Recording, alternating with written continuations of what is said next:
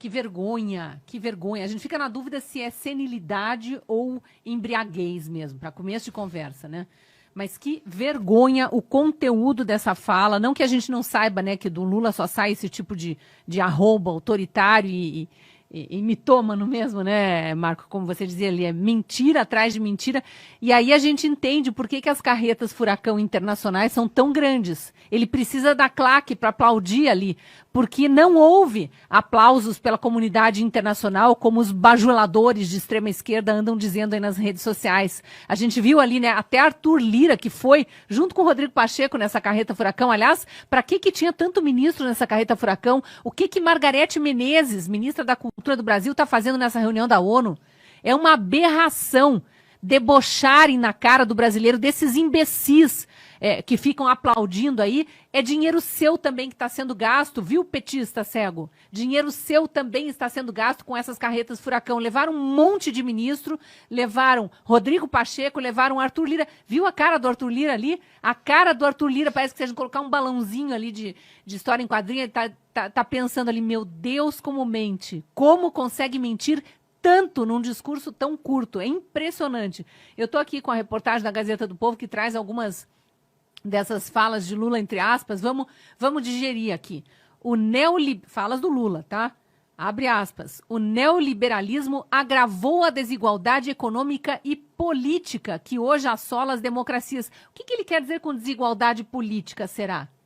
O que será que um autoritário como Lula, que quer calar todo mundo que pensa diferente dele, que manda a Gestapo do Flávio Dino, né, para não dizer que é a sua própria Gestapo, prender pessoas, que está com dezenas de empresários aí com contas bancárias bloqueadas a título de vamos investigar se financiaram atos antidemocráticos, dinheiro que podia estar sendo investido na própria economia brasileira, está lá bloqueado pelo Flávio Dino, pela Polícia Federal, Gestapo do Lula e do Dino.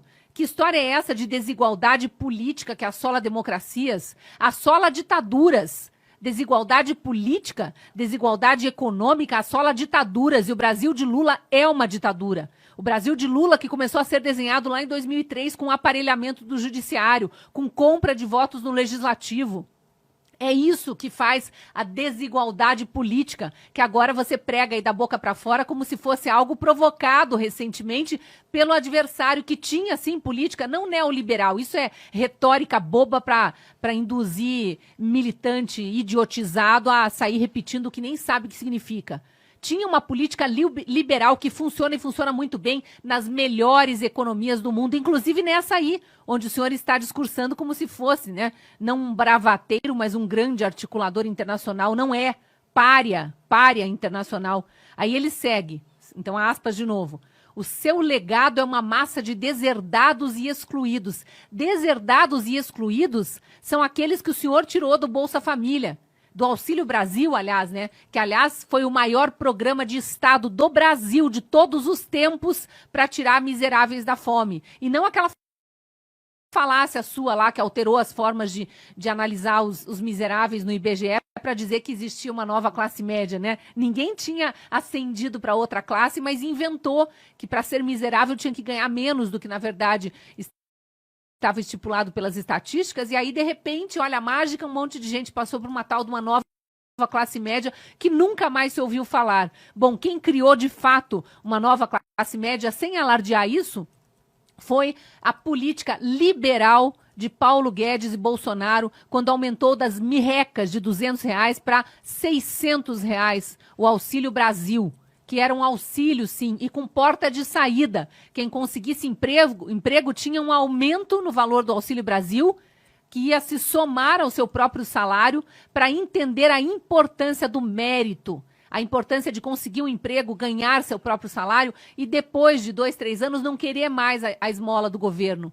Isso é programa que inclui, não exclui. Aí você vem falar de deserdados e excluídos. Aí vem lá, em meio aos seus escombros surgem aventureiros de extrema direita que negam a política.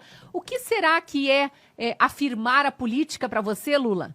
Se negar a política é governo de direita, que vocês fazem questão de chamar de extrema direita, o que será afirmar a política por essa extrema esquerda maldita que está assolando o mundo e excluindo milhões de pessoas, inclusive provocando fome, aqui no Brasil mesmo?